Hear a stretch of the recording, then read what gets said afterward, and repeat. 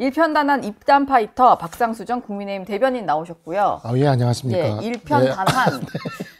그리고 책임감 요정이네요. 책임감 요정 기인84 이기인 개혁신당 사무총장 나오셨습니다. 안녕하세요. 요정 이기인입니다. 예, 총장님이 돼서 돌아오셨고요. 예. 정치를 읽어주는 스나이퍼 장해찬 전 국민의힘 청년최고위원과도 함께하겠습니다. 어서 오세요. 네, 안녕하세요.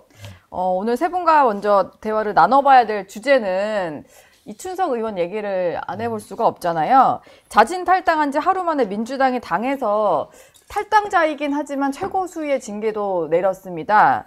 제명 조치를 내렸는데 이게 뭐 의원직 제명도 아니고 무슨 효과가 있을까요? 그러니까 뭐 이제 복당이 그 민주당 당원 당규상 5년 동안 안 된다고 하는 거니까 다음 총선 때 이춘석 의원 지역구가 익산이잖아요. 네. 그러니까 그 지역구에서 민주당 공천을 못 받는다라는 거니까 아예 의미가 있지는 없는 거는 아니에요. 아예 의미가 없는 건 아닌데 이게 또 정당이라는 게 또 그러한 부분들이 좀 플렉서블하게 운영되는 면들도 있어가지고 그걸 뭐 지금 시점의 이야기를 가지고 그때 총선까지 보기는 조금 어렵긴 하지만 그래도 저는 이제 요 부분이 정청래 대표가 자기 색깔을 내기 시작했다. 네. 이 면에서 좀 의미가 있는 것 같아요. 그래가지고 제가 이거 뉴스 나오자마자 어제 페북에 글을 하나 올렸는데 그러니까 정청래 대표가 당선된 거는 일종의 명청 교체기에 접어들었다. 아, 명나라, 청나라 뭐 이런 네. 거예요? 그러니까 명나라가 8주 만에 말기에 접어들고 청나라 족장인 누르하치가 이제 천하통일의 꿈을 품기 시작했다. 네, 자기 정치를 하기 시작했습니다. 잠시 뒤에도 얘기를 나누겠습니다만 이춘석 의원이 법사위원장 내려놓은 자리에 또 추미애 더 센 추미애 의원이 또 법사위원장으로 그렇죠. 오기도 했고 네. 그러니까 근데 휴가 중인 이 대통령도 목소리를 내기는 했더라고요. 이게 사안이 워낙 심각하고 또 개미 투자자 민심에도 영향을 줄 것 같으니까 엄정 수사를 공개적으로 지시를 했는데 휴가 중에 나온 메시지는 이게 좀 악재가 될 수 있다라고 생각을 했나 봐요. 네, 처음부터 제명 조치는 아니었잖아요. 원래는 그쵸? 엊그저께 이제 이춘석 의원이 자진 탈당을 한다고 했고 정청래 대표가 자진 탈당을 수락한다라는 정도로만 일을 마무리 지으려고 한 것 같은데 그 다음날 갑자기 대통령실에서 엄정수사 얘기가 나오고 제명 조치한 걸 보니까 아마도 당과 대통령실의 온도는 좀 달랐던 것 같아요. 당은 이제 그냥 자진 탈당으로 끝내려고 한 것 같은데 주식에 일가견이 있는 이재명 대통령께서 이 사안은 대충 덮을 수 없겠구나라는 생각이 들었는지 대통령실에서 엄정수사 내지는 제명까지 가야 되는 거 아니냐라는 아마 뜻을 전달하지 않았을까라는 생각이 듭니다. 예. 물론 지금 수사가 진행 중이기는 한데요. 국민의힘에서는 일단 국회 차원에서의 어떤 조치가 더 있어야 된다. 그래서 국회 윤리특위에 좀 제소를 하겠다라는 거잖아요. 근데 윤리위가 뭐 꾸려져서 제대로 의원들 징계 내린 기억이 저는 별로 없는데 이번 사안은 좀 다른 결론이 나올 수 있을까요? 그러니까 바로 직전 국회에서도 코인 의혹으로 논란을 일으켰던 김남국 전 의원에 대한 제명이 윤리위에서 좌초가 됐었죠. 네. 여야 동수로 구성되어 있기 때문에 윤리위에서 의원직 제명 결정을 내리는 건 실질적으로 불가능에 가까운 일입니다. 저는 우선 국회 차원의 전수조사가 필요하다고 보는데요. 국민의힘 의원들이라도 107명이 전원 동의서를 써서 가족과 보좌관 주식 거래 내역 공개하겠다라고 민주당을 압박한다면 민주당이 이걸 받기도 애매하고 안 받기도 어려운 그런 형국일 텐데 말로만 뭐라고 하니까 야당으로서의 투쟁력이 조금 부족해 보이는 감도 있는 것 같고요. 네. 또 일각에서는 특검이 필요하다는 주장도 있는데 저는 동의를 합니다. 특검은 원래 살아있는 권력 수사할 때 쓰라고 만든 제도거든요. 바로 직전까지 여당의 중진이고 법사위원장이었던 이춘석 의원은 경찰이나 검찰이 수사하게 되면 차일피일 시간 질질 끌다가 증거 다 사라지게 될 겁니다. 그리고 이게 차명 거래가 핵심이 아니라 국정기획위원회에서 나온 내부 정보를 이용했다라는 선행매매가 의혹의 핵심이기 때문에 예, 그 의혹이 제일 중요한 거죠. 사실은 국정기획위원회를 압수수색해야 되는 사안입니다. 그 출신들이 또 다른 내부 정보로 주식 투자하진 않았을까. 네. 근데 국정기획위원회는 대통령직 인수위원회나 마찬가지잖아요. 그쵸. 경찰이나 검찰이 국정기획위원회를 수사할 수 있겠습니까? 그런 차원에서 죽은 권력 난도질이 아니라 살아있는 권력 수사하려면 이춘석 의원 개인이 아닌 국정기획위원회 전반을 대상으로 한 특검이 출범해야만 제대로 된 수사를 할 수 있을 거라고 봅니다. 예. 사실 지금도 그 미공개 정보 얘기를 했는데 그쵸. 그게 지금 가장 이 의혹의 핵심인 것 같아요. 네, 그래서 어제 이제 주진우 의원이 이춘석 의원에 대해서 자본시장법, 금융실명법, 그다음에 공직자윤리법 위반으로 해가지고 고발을 했죠. 고발장을 제출을 했는데 이 자본시장법이 뭐냐면 바로 이 미공개 정보를 이용해가지고 주식 투자를 해서 이익을 얻었을 때 자본시장법상의 미공개 정보 이용에 대한 그 형사 처벌을 하게 되는 규정입니다.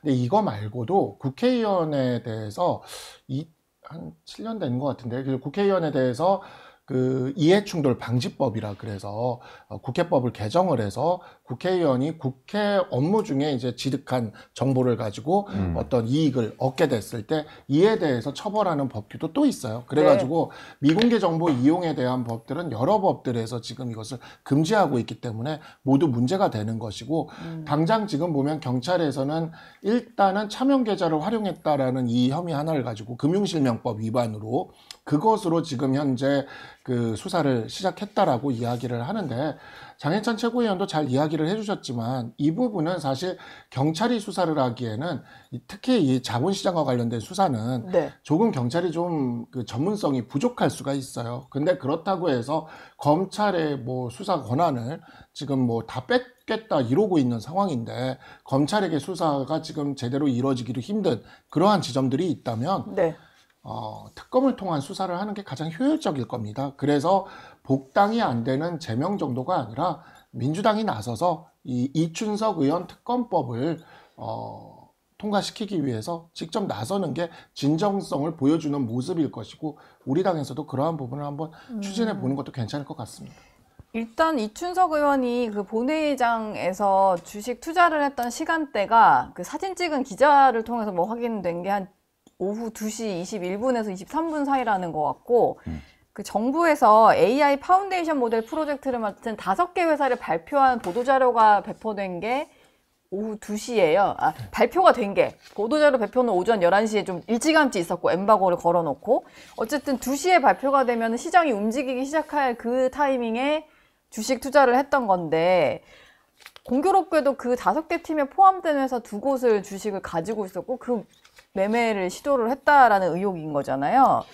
본회의장에서는 이미 그 사전 정보를 듣고 주식 열람창을 열었을 가능성이 크고 국정기획위원회에 이제 이춘석 의원이 몸담고 있었던 그 분과가 경제 2분과라면서요. 경제 2분과가 이제 이재명 대통령의 공약이었던 AI 200조 투자를 이제 진두지휘하는 그런 총괄 부서인데 이 그냥 AI 200조 투자만 담당하는 게 아니라 AI 국가대표 사업, 파운데이션 사업을 아마 업무 보고를 받으면서 어떤 기업이 응찰하고 공모를 할지 아마 보고를 받았을 겁니다. 아마 그 구체적인 해당 기업들의 어떤 리스트를 경제 2분과 차원에서 만약에 업무 보고를 받고 알았다면 그거야말로 선행 매매가 될 수 있고 저도 이제 특검에 대해서는 우리 당의 입장을 뭐 아직 밝히지는 않았지만 저 찬성인 것이 지금 경제 2분과의 위원들의 면면을 보면은 투자에 일가견이 있는 분들이 꽤 많이 보이세요. 예를 들면 뭐 윤준병 위원 같은 경우에도 주식은 아니지만 이분이 재밌는 게 안규백 장관과 함께 브라질 국채를 가지고 계시다고 하더라고요. 브라질 국채를 안규백 장관은 81만 주를 가지고 있다면 윤준병 의원은 12만 주를 가지고 있어가지고 언론 보도에서 참 특이하다라고 보도가 된 적이 있었었고 황정화 의원 같은 경우에도 1억 4천만 원 정도의 주식을 보유하고 계신데 심지어 과방위 소속의 이해충돌 주식이 있어가지고 논란이 됐다라는 보도가 있었었고 또 주영철 의원 같은 경우에도 문재인 대통령 사위와 관련된 벤처캐피탈에 공공자금 투자해가지고 뭐 경제수석이라는 자리를 받았다라는 보도가 있을 정도로 이 지금 경제분과 위원들의 투자 개념에 있어서 좀 약간 왜곡되고 비뚤어져 있는 그런 부분들이 좀 보이거든요. 이런 부분을 좀 확장해가지고 선행 매매를 통한 부정 축제는 아닌지 좀 면밀하게 봐야 될 것 같고 애초부터 혹시 그러니까 다른 위원들에게서도 이런 의혹이 있었던 건 아닌지. 그러니까 이제 경제 2분과가 함께 공동으로 업무 보고를 받았을 겁니다. 파운데이션 내지는 AI 국가대표 사업에 대해서 어떤 기업이 응찰할 예정입니다라고 했다면 그 또한 그것이 사실 선행 매매로 볼 수가 있는 것이고 더 나아가서 그 서면 평가에서 국정기획위원이나 민주당 의원들이 들어가 있거나 뭐 당연직 평가위원은 들어가 있거나 한다면 그럼 더 혐의가 더 짙어지는 거겠죠. 그리고 이춘석 의원이 이제 본회의장에서 보던 휴대전화 화면이 많이 찍혔잖아요. 근데 사진 중에 뭐 각자 주식을 하는 사람도 있을 테고 없을 수도 있고 각자 이용하는 증권사도 다르다 보니까 그 어플에 나오는 모양이 좀 다르긴 했는데 제가 좀 눈에 띄었던 거는 융자정정이라는 그런 항목이 좀 보이고 그리고 이제 네이버와 LG CNS 주식 위에는 신용이라는 그런 항목 카테고리화 밑에 이게 뜨더라고요. 근데 이게 신용 대출을 통해서 뭔가 이렇게 매입을 했다는 의미인지 이게 좀 이해가 안 갔어요. 그러니까 일단 세 종목이 화면에 포착됐는데요. 네. 카카오와 LG CNS 그리고 네이버입니다. 그런데 네이버와 LG CNS는 증권사 돈 빌려서 신용 투자를 한 거예요. 아, 신용이라는 카테고리에 들어있다는 것 자체가 자기가 거구나. 가지고 있는 현금으로 매입한 게 아니라 네. 빌려서 산 겁니다. 그런데 아시겠지만 이 여윳돈이 아니라 남의 돈 빌려서 하는 투자는 매우 위험하잖아요. 그렇죠. 이거는 오른다는 강력한 확신이 없으면 하기 힘든 투자거든요. 네. 그런데 공교롭게도 신용으로 돈 빌려서 투자한 네이버와 LG CNS는 AI 국가대표 기업에 포함이 돼 있어요. 네. 그러니까 상식적으로 미리 알고 이건 무조건 오를 거라는 확신이 있으니까 위험하게 돈을 빌려서라도 급하게 사놓았다라고 판단을 할 수밖에 없는 거고요. 일각에서는 그 세 종목이 이춘석 의원이 샀을 때보다는 주가가 약간 떨어진 화면이 찍혔기 때문에 왜냐면은 블러친 부분이 하늘색 색깔이 나와가지고 그게 이제 수사 과정에서 이춘석 의원에게 유리한 거 아니냐라는 말을 하는 분들도 있지만 네. 전혀 사실과 다릅니다. 만약 이 종목들을 일찍 사놓았다면 아마 지금 지난 며칠 동안 세제 개편안이나 대미 협상 실패로 주가가 떨어졌어도 네. 지난 몇 달을 보면 주가가 계속 올랐기 때문에 빨간색이었을 거예요. 그런데 이게 파란색이라는 것은 주가 하락기인 최근 며칠 사이에 샀을 가능성이 높다는 거예요. 네. 그러니까 경찰에서 수사를 할 때 이걸 언제 샀느냐, 뭔가 장기적 관점으로 투자했느냐 아니면 최근에 사가지고 정보 알고 기다리고 있었느냐를 볼 텐데 오히려 주가가 떨어졌다는 건 주가 하락기인 최근에 샀을 가능성이 높다. 그건 그만큼 내부 정보를 알고 나서 부랴부랴 막 샀을 가능성이 높다는 뜻이기 때문에 네. 여러모로 실정법으로 처벌받는 데 있어서도 불리한 정황들이 저 사진 화면에 많이 담겨 있는 것 같습니다. 박상수 대변인이 보시기에도 네.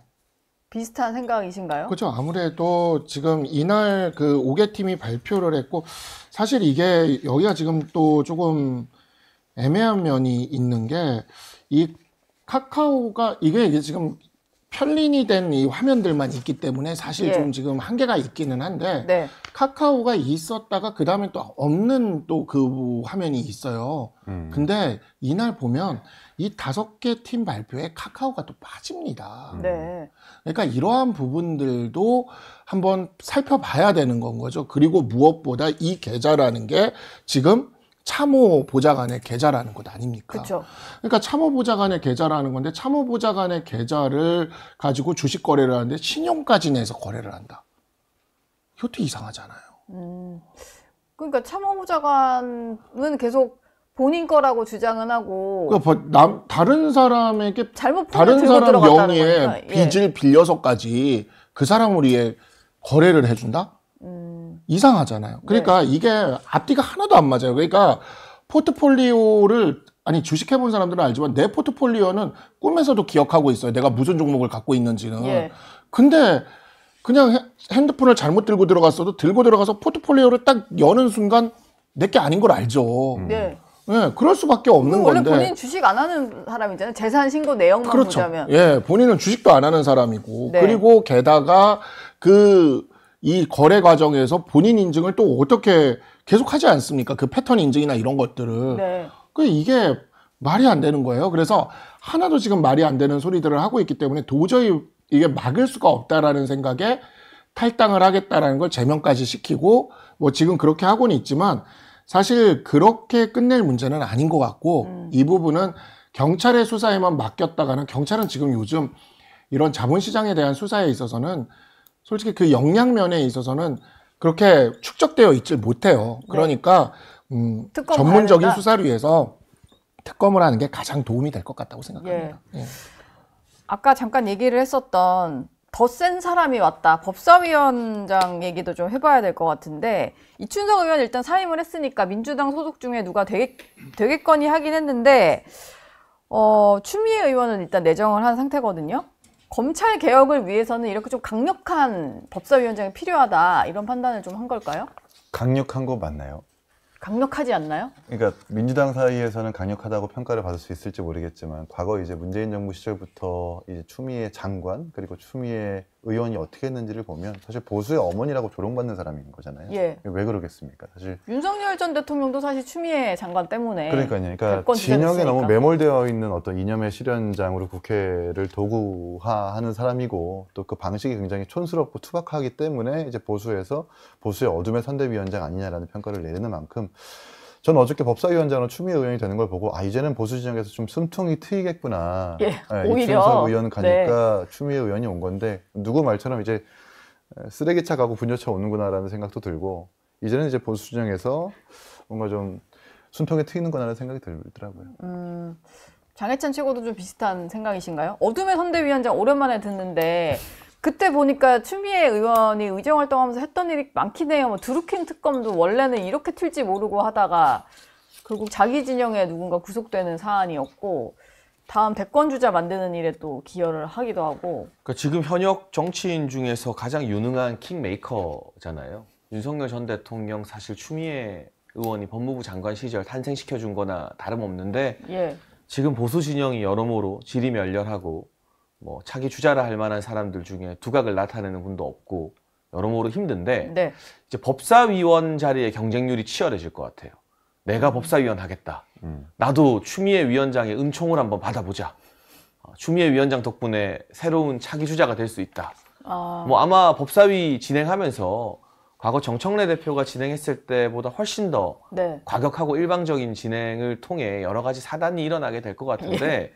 뭐 당대표 정청래 법사위원장 추미애가 소위 말하는 여당의 강성 지지층 개딸들에게는 환영받는 조합일지 몰라도 국민의힘과 보수 진영 어차피 잃을 게 없는 마당에 저기서 저렇게 더 강경하게 나오면서 야당을 핍박하고 압박해주면 그나마 대립각이라도 생긴다. 네. 숨통이 트인다라는 판단을 내부적으로는 하고 있는 것 같고요. 결국 지금 민주당은 모든 권력을 독점한 정당이거든요. 행정 권력, 의회 권력, 그리고 사법 권력까지도 사실상 독점하지 않았습니까? 이럴 때일수록 이제 약자인 야당에게 손을 내미는 모습을 보여줘야 점수를 따는 건데 더 강한 소수 야당일 때나 등장해야 될 사람들이 전면에 나서게 되면 네. 이 민주당이 여러 권력을 독점하고 있는 것에 대한 국민의 피로감도 빨리 쌓일 수밖에 없습니다. 그런 점에서 적절한 인사는 아니라고 생각하고요.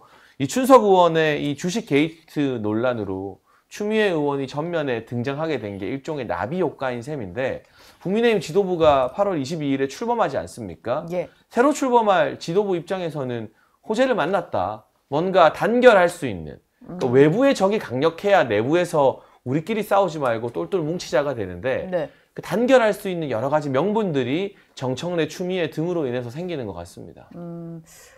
뭐 상황은 좀 그렇게 굴러가는 것 같기도 합니다. 근데 특검 수사가 또 진행이 되다 보니까 이게 또 그 제1야당 쪽으로는 어떻게 튈지 모르는 뭐 그런 상황 같은데 어제 김건희 여사가 조사받고 나간 얘기도 좀 해볼게요. 조사가 한 7시간여 만에 끝났고 아마 추가로 더 부르거나 아니면 구속영장을 청구하는 것도 좀 검토를 하고 있는 것 같아요. 근데 공개적인 소환이었고 사실 포토라인이 어찌 보면은 2군데 정도로 이렇게 노출이 되는 길게 걸어와야 되고 뭐 서서 대답해야 되는 데도 있었고 1층, 2층에서 다 한 번씩 이렇게 좀 포착이 된 상황이었는데 별도로 티타임도 없었고 그냥 호칭도 피의자 이런 식으로 불렀다고 하더라고요. 특혜 논란일까봐 특검이 되게 신경을 쓴 것 같아요. 그러니까 이제 특검 수사가 지금 이제 보면은 과거 민주당이 그 검찰 개혁을 주장하면서 했던 그러한 지점들이랑 정반대의 방향으로 지금 가고 있어요. 그래서 예. 민주당이 개혁하고자 했던 검찰의 모습 그대로의 모습을 지금 보여주고 있는 거거든요. 이런 식으로 수사하면 안 된다. 포토라인 잡으면 안 된다. 그래서 조국 그 전 대표 수사 때 어떠했습니까? 포토라인도 세우지 말라 그래가지고 언제 와가지고 조사받는지도 모르게끔 그렇게 했지 않습니까? 예. 그러니까 그렇게 했던 것을 생각을 하면 지금 특검의 수사의 이 행태는요, 민주당이 개혁하고자 하던 그 검찰 개혁의 모습 그대로예요. 근데 지금 윤석열 전 대통령이나 김건희 여사에 대해서 그러한 수사를 지금 하고 있는 상황인 건데 네. 일종의 망신주기 수사죠. 망신주기 수사인데. 사실 수사만 생각을 한다면 지금 구속영장을 청구하는 것보다 구속영장을 청구할 수 있다라고 얘기하면서 계속 소환을 하는 게 나을 수도 있어요. 안 그러면 지금 윤석열 전 대통령의 사례도 보면 알 수 있지만 구속이 된 다음에 그 소환에 응하지 않을 때, 즉 조사에 응하지 않을 때 사실 속수무책입니다. 네. 근데 속수무책인 이유가 뭐냐면 그것도 다 민주당이 만들어 놓은 피의자 인권 강화, 검찰 개혁과 관련된 법들 때문이에요. 그러니까 자기들이 법을 만들어 놨는데 그 법을 윤석열 전 대통령이 아주 신나게 누리고 있고 다 그거를 행사하고 있는 거거든요. 그래서 이러한 부분들에 대해서 아마 이재명 정부도 뭔가 좀 지금 갑갑함을 느끼고는 있을 겁니다. 근데 이제 제가 아까 요 얘기에서 조금 보태려고 했었던 거였는데, 그런데 민주당 쪽은 지금 보면 당 쪽은 정청래 거기다가 추미애 법사위원장을 앉혀버리면 이제 또 검찰 개혁하겠다고 이제 추석 전에 끝내겠다고 난리를 칠 거거든요. 근데 네. 문제가 뭐냐면 특검에 있는 검사들이 특검만 검사 출신 변호사고 특검 밑에 검사들이 다 검사예요. 파견원 검사들. 예. 전국의 검사 중에 그냥 이게 뽑아가지고 그것도 제일 실력 있는 에이스급 검사들을 뽑아가지고 특검에 파견 온 겁니다. 네. 근데 그 상황에서 특검이 검사들이 그 수사를 하고 있는데 검찰청을 없애겠다고 하면 이게 어떻겠습니까? 그러니까 지금 보면 정성호 법무부 장관이나 이런 분들이 얘기하는 게 보면 검찰개혁 얘기에 대해서 속도 조절이 필요하다는 얘기를 하고 있거든요. 네. 근데 지금 정청래, 추미애 이 두 분은 그냥 뭐 추석 전까지 끝내겠다고 지금 드라이브를 걸고 있는 그런 형국으로 가는 건데 저는 이게 민주당 내 갈등의 씨앗이 된다라고 봐요. 아, 어떤 그 정책 추진의 속도감 이런 것들에 맞아요. 있어서. 예. 그래서 정청래 대표가 마이웨이를 하기 시작했다라는 게 느껴집니다. 예. 김건희 여사가 일단 혐의 내용 상당 부분을 부인한 것으로 좀 알려지고는 있어요. 근데 이 사안을 바라보는 시각이 되게 복잡 다단한 것 같기도 하고 정치권마다 특히 또 구속 여부를 두고는 입장차가 좀 커 보이는데 이미 뭐 윤석열 전 대통령이 구속된 상태에서 뭐 여사까지 구속할 필요가 있냐 이런 의견도 있는 것 같고 어쨌든 본인이 받는 혐의가 16개 정도나 된다라고 하니까 뭐 필요하다라는 의견도 있는 것 같아요. 이기인 총장 생각은 좀 어떠신가요? 부부 피의자를 사실 동시에 구속하는 일은 잘 없긴 하지만 그에 이제 네. 동시에 구속하는 경우는 같은 혐의를 받을 때가 보통인데 이 케이스는 사실 두 사람의 혐의가 거의 다른 거잖아요. 그리고 김건희 여사 과거에 이제 결혼 전에 있었던 주가 조작 사건도 포함되어 있기 때문에 부부 공무원, 그러니까 부부 혐의자를 함께 구속한다는 것에 대해서 부담을 느끼기는 쉽지는 않을 거다. 자유롭게 특검이 좀 수사하는 것으로 보이고요. 저는 어저께 보고 좀 조사 기간이 좀 짧은 것 아니었나라는 생각이 들어요. 오전 10시 반에 시작해가지고 5시에 끝났으면 시간이요? 예, 한 6시 반, 7시간 걸린 건데 보통 뭐 명예훼손, 모욕, 고발인, 피고발인 조사를 해도 2-3시간은 걸리거든요. 열람조사까지 하면 3시간 반 정도 걸리는데 그것과 비교했을 때 상당히 짧은 16개 혐의를 받는 피의자 입장에서는 사실 짧은 시간이다 보니까 아마도 2주 전에 김건희 여사가 이제 짧게 자주 받겠다라고 아마 특검 측에 요청을 했을 겁니다. 네. 그리고 오전 6시 전에 끝내달라는 요청을 해가지고 문매를 맞기도 했는데 아마 특검이 그 부분을 좀 들어준 것이 아닌가라는 생각이 들어서 뭐 한 번에 모든 혐의 조사할 수 없으니까 몇 번 더 와야 될 것 같기는 네, 해요. 뭐 특혜까지는 아니더라도 어느 정도 좀 특검이 이 상당 부분 좀 편의를 봐주고 있구나라는 생각이 들고요. 예. 어저께 보니까 김 여사가 상당히 좀 압박을 받고 있는 것 같다는 생각이 들더라고요. 눈치채신 분들이 계신지 모르겠지만 김 여사 얼굴이 많이 부어 있어요. 오른쪽 볼이 상당히 부어 있는 거, 그러니까 잇몸이 부어 있는 걸로 보이는데, 그러니까 네. 보통 예민한 분들이 심리적 압박을 받거나 스트레스를 받으면 얼굴이 붓거나 잇몸이 붓기도 하는데, 피곤하면 잇몸 붓잖아요. 예, 그런 것들을 보니까 어제 아무것도 아닌 사람이 심력 끼쳐서 죄송하다라는 건 그 표현을 두고 굉장히 뭐 중의적인 표현이라고 평가하는 분도 계시는 것 같은데 지금 상태는 그냥 보이는 거로는 상당히 심리적 압박과 스트레스를 받고 있는 것 같다라는 생각이 들고 네. 어저께 나온 말씀으로 그냥 반성하고 있는 것 같다는 생각이 들고요. 비극이죠. 비극이죠. 예, 대통령의 영부인이 이렇게 십수개의 혐의를 받으면서 이렇게 조사에 끌려 나와가지고 포털라인에 쓴다라는 건 상당히 비극이고 이 정치권이 해야 될 일이라고 하는 것이 이제 김건희 여사를 그냥 마냥 비난하고 비판만 할 게 아니라 제2의 김건희 내지는 지금 대통령의 영부인도 재판받고 유죄 판결 받은 부분이 있잖아요. 네. 이걸 어떻게 이제 차후의 정권에서 재발 방지할 수 있는지에 대한 그런 논의가 지금은 물론 대중의 분노와 임계점을 넘어가지고 할 수 없는 지경이라지만 그런 부분도 좀 초점을 맞춰가지고 논의를 해야 될 계기를 마련해야 되지 않나 생각이 듭니다. 예. 근데 만약에 뭐 이런저런 거를 따져서라도 뭐 혐의를 부인하고 있지만 특검에서 영장을 청구를 한다면 이미 좀 핵심 증거는 확보가 됐다라고 보는 게 맞지 않을까 싶은데요. 장해찬 최고 생각은 좀 어떠세요? 뭐 일단 몇 번도 소환 조사를 하지 않을까 관측이 됩니다. 그리고 네. 김건희 여사 측도 가장 피하고 싶은 게 구속영장 발부일 것이기 때문에 뭐 수사를 회피하거나 네. 증거인멸, 도주의 우려가 없다는 것을 보여주기 위해서라도 소환 조사에는 계속 적극적으로 응할 것으로 보여지고요.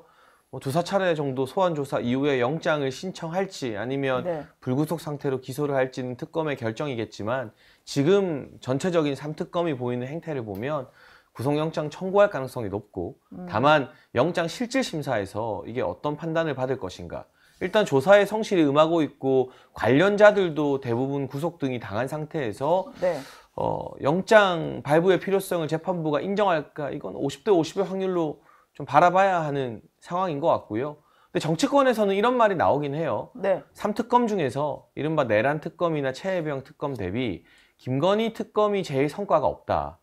그러니까 뭔가 여러 가지 주변부 기사는 많이 나오는데 네. 핵심이라고 할 수 있을 만한 물증이나 연결고리를 확보하는 데는 어려움을 겪고 있는 건 아니냐라는 게 법조 출입하는 기자들이나 여의도 정치권에서 최근에 많이 나왔던 말이거든요. 예. 그러니까 만약 영장을 청구했는데 기각이 되면 그 특검의 동력에는 굉장히 심각한 타격이 되는 거잖아요.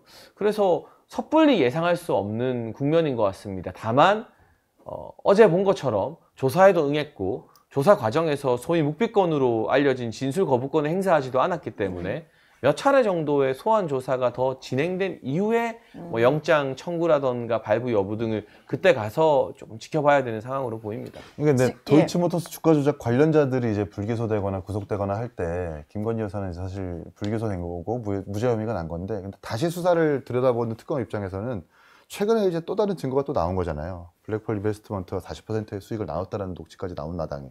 그리고 공천기획과 관련해서도 2022년 5월 9일날 명태균 씨가 통화를 하면서 다른 사람 이름 팔지 말고 걱정하지 마시라는 녹취까지 나온 마당이라서 이걸 법원이 증거로 봐야지 그냥 뭐 일반적인 통화나 뭐 일반적인 증거로 볼 수도 없는 것 아닙니까? 아, 뭐 새로운 증거가 나왔다. 네, 증거로 과거에 이제 블랙펄 인베스트먼트 그때 수사했을 때와는 또 달리 또 다른 네. 국면에서의 어떤 새로운 증거들이 나왔기 때문에 구속 여부는 분명히 구속이 될 것 같다는 생각이 듭니다. 네. 지금 장해찬 최고가 나머지 2개 특검에 비해서는 김건희 여사 특검이 조금 이제 성과가 없다라고 얘기를 해주셨는데 대중적인 시선이 그렇다. 근데 그러다 보니까 오늘 아마 윤석열 전 대통령 체포 영장을 집행하는데도 좀 힘을 쓰지 않을까 이런 생각이 좀 들어요. 아, 근데 오늘 시도를 한다는 것 같은데. 예, 오늘 시도한다는 것 같기는 합니다. 근데 이제 그 장해찬 최고는 이제 법조 기자들한테 들은 것 같은데 저는 이제 서초동에서 분위기를 들으니까 예. 서초동도 여의도랑 비슷해요. 온갖 이 말들이 법조인들 사이에서 이렇게 나오는데 이제 이렇게 나오는 거를 좀 들어보면은 김건희 특검 쪽은 혐의가 많아서 일단 이 혐의로 이렇게 이슈화를 계속 끌고 갈 수가 있는 거죠, 지금. 지금 보면은 뭐 이 주가 조작도 도이치모터스도 있지만 삼부토건도 지금 딸려 나오고 있고, 그 다음에 그 공천 개입 문제도 지금 나오고 있고, 그리고 통일교 문제도 지금 나오고 있고, 건진법사 이야기 나오고 있고, 이게 이제 줄줄이 계속 엮여 들어가다 보니까 등장인물이 꽤 많죠. 등장인물도 많고, 구성 요건이 많고, 구성 요건 하나하나가 다 폭발력이 있는 거라서 이게 좀 길게 이렇게 끌고 갈 수가 있는데, 내란 특검 같은 경우에는 큰 거 한 방이잖아요. 네. 그런데 이미 수사가 꽤 많이 이루어졌어요. 그러다 보니까 내란 특검이 할 일이 없는 거죠. 그래서 이제 지금 나오는 이야기가, 그러니까 특검들 간에 이렇게 산특검을 만들어 놓으니까 특검들 간에 막 이렇게 수사 경쟁, 스포트라이트 경쟁, 막 이런 경쟁들이 또 이루어지고 있어요. 그러다 보니까 내란 특검 쪽이 정치인에 대한 수사를 확대를 해서, 그러니까 혐의가 몇 개가 없다 보니까 사람을 늘리는 방식인 거죠. 뭐 참고인으로 뭐 국회의장을 그렇죠. 조사하겠다. 예, 그렇게 하고 그 다음에 이제 이 내란이라는 혐의 자체가 굉장히 좀 이게 인정이 되면 형량이 높아요. 네. 그래가지고 대표적인 게 이석기 전 의원 같은 경우에 내란 선동만으로 징역 9년을 받았거든요.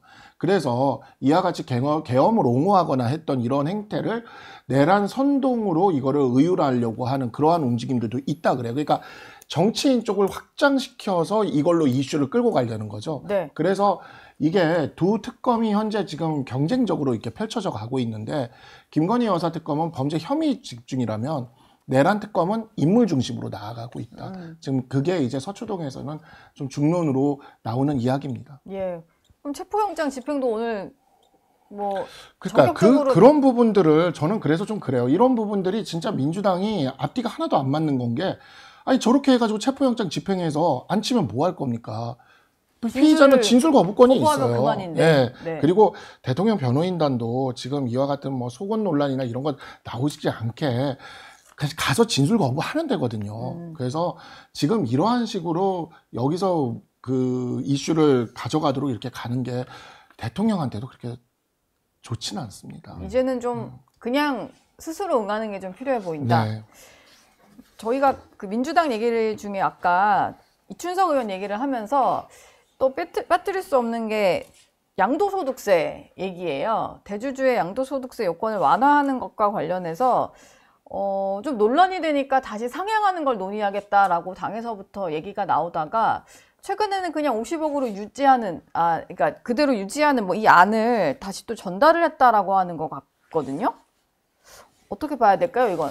그러니까 이제 김병기 원내대표도 그렇고 이게 정당에서 지지율이 떨어질 때를 보면 그 논란 자체로 떨어지는 게 아니라 그 논란을 어떻게 대응하느냐 그리고 어떻게 변명하느냐에 따라서 이 지지율의 어떤 고저가 결정이 되는 것 아닙니까? 예. 전형적으로 지금 민주당이 하는 행태라고 하는 것이 뭐 서여의도와 동여의도의 온도가 다르다든지 대주주의 개념 우리가 잘못 얘기했다라든지 뭐 이상한 말들을 지금 하고 있어서 네. 오히려 지금 분노의 개미들의 분노를 좀 더 좀 기름을 붓고 있는 상태라고 좀 보여지고요.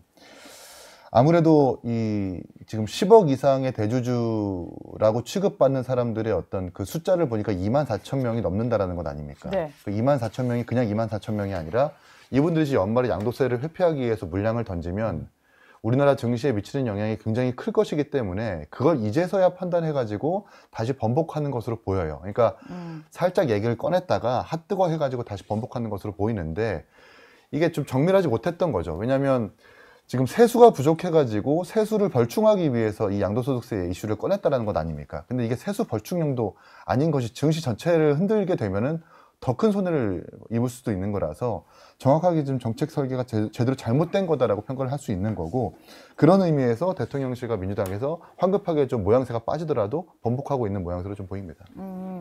이게 뭐 갑자기 번복을 한다고 해서 좀 이제 성남 민심이 좀 잠재워질 수 있을까요? 그 엎친 데 덮친 격으로 이춘석 의원까지 불거진 터라 이게 정부의 어떤 주식시장을 겨냥한 정책을 못 믿겠다라는 사람들도 꽤 많아가지고. 근데 이제 문재인 정부가 부동산 내로남불로 망한 정부라면 이재명 정부는 출범 초기부터 주식 내로남불로 위기에 처하고 있는 것 같습니다. 예. 코스피 5천 가겠다고 했더니 국정기획위원회에서 내부 정보로 법사위원장이 차명 거래하다가 걸리지를 않나.